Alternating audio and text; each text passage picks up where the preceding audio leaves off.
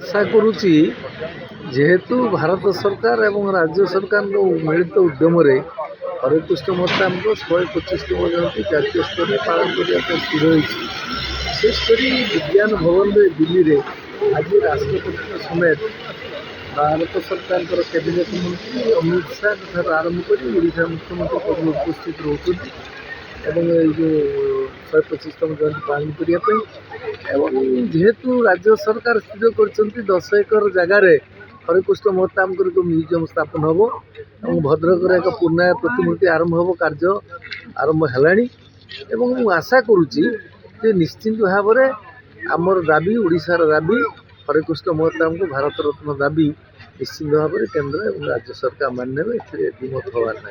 हरेकृष्ण महताब स्मृति भद्रक विश्वविद्यालय और medical college आपणकर संघ केमती कौन काम हरेकृष्ण महताब जो भद्रकर कॉलेज कले से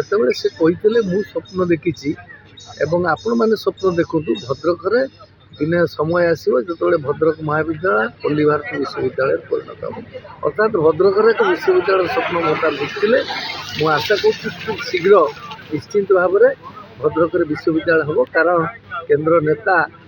गृहमंत्री अमित शाह चांदल एक सभा घोषणा कर केंद्र सरकार क्षमता राज्य सरकार क्षमता को आसला 6 मास भितर भद्रक मेडिकल कॉलेज एवं विश्वविद्यालय हम मु आशावादी निश्चित भाव में विश्वविद्यालय एवं मेडिकल कॉलेज डॉक्टर महताब जी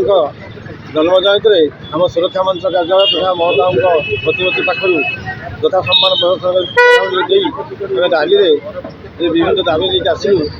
भद्रक कॉलेज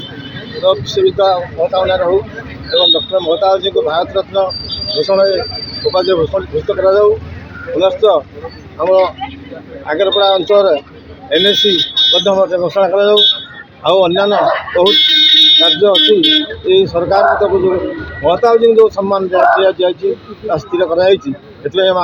अंचलवासी भारी खुशी तेणु ये तुरंत कार्यकारी कले